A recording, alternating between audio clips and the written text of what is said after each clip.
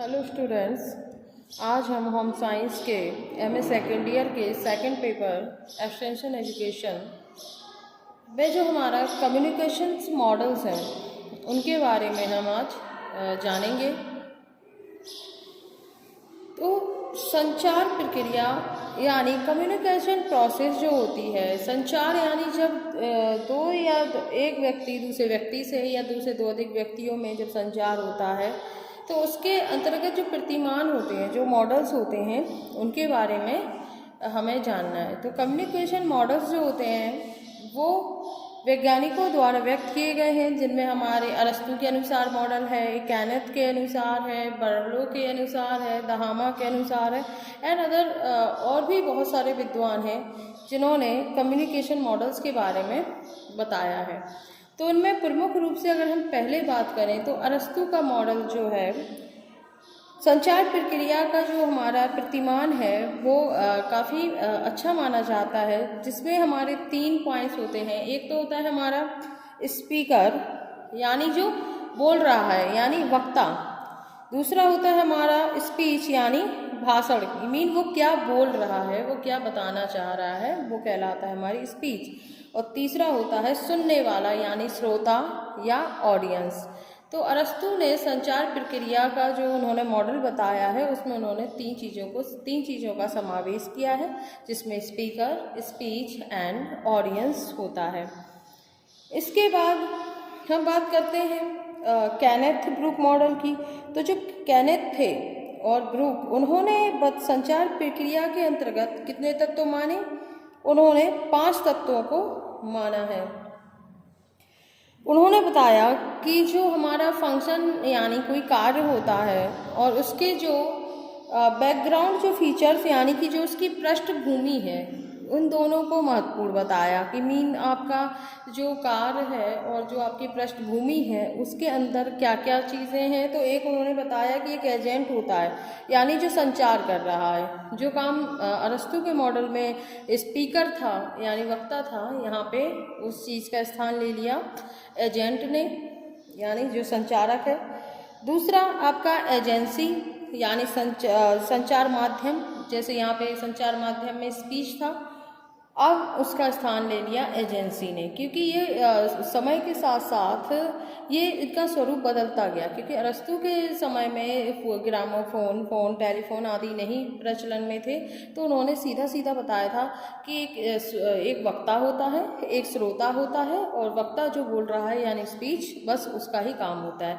Kenneth Brooke model तो उस time पे एक एजेंट, एजेंसी और पर्पस की मीन वो किस उद्देश्य से बताना चाह रहा है। यदि कोई कार्य है और उसकी पृष्ठभूमि है तो उसके लिए एक एजेंट होगा यानी संचारक होगा, एक एजेंसी होगी जो उस माध्यम का कार्य करेगी उस सूचना को पहुंचाने के लिए, और तीसरा पर्पस कि वो किस उद्देश्य से किया जा रहा है। इसके बाद हम बात करते हैं बर्लो मॉडल्स की। तो जो बर्लो थे उन्होंने अपने जो 5 पॉइंट बताए हैं, उन्होंने संचार माध्यम में जो उनका मॉडल है उसमें 5 चीज़ें उन्होंने बताई।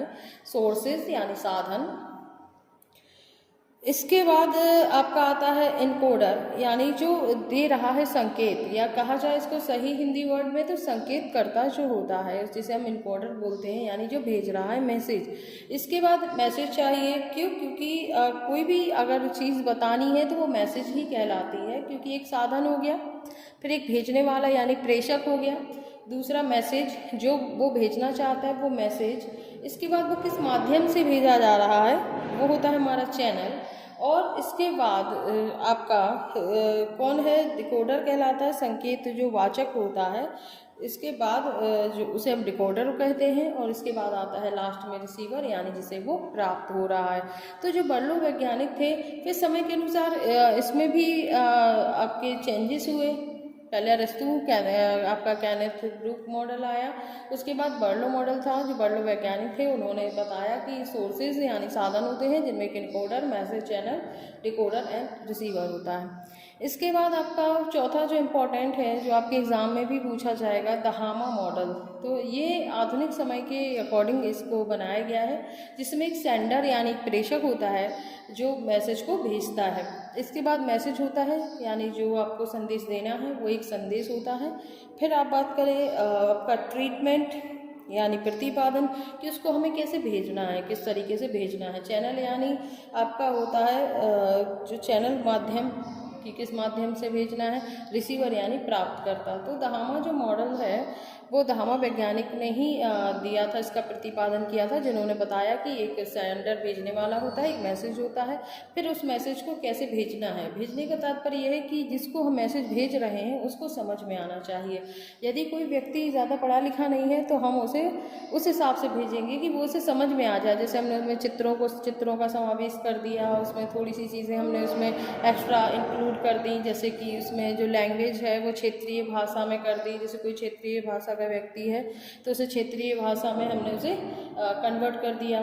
तो उसका उच्चारित करना होता है, जो मैसेज हम भेज रहे हैं तो वो सामने वाले को समझ में आना चाहिए।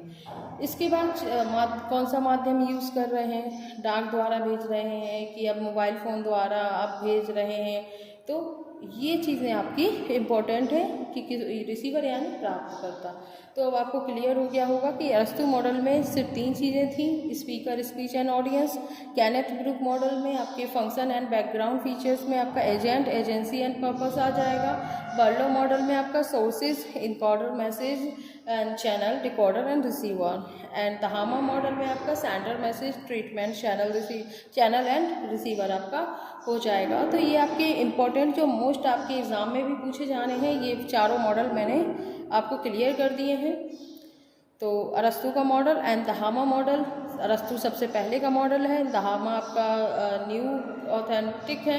हाँ, ये सारे जितने भी आपको कम्युनिकेशन हमने आपको मॉडल्स बताए हैं, ये सभी बहुत ही ऑथेंटिक हैं, सभी सत्यापित हैं, और ये आपको याद करने हैं और समझना भी है, क्योंकि ये आपके पेपर में आएगा। तो आपको याद रखना है कि अरस्तु मॉडल में 3 पॉइंट है, केनेथ ब्रुक मॉडल में आपके 3 पॉइंट्स हैं, बर्लो मॉडल में आपके 6 पॉइंट हैं, एंड दहामा मॉडल में आपके 5th पॉइंट है।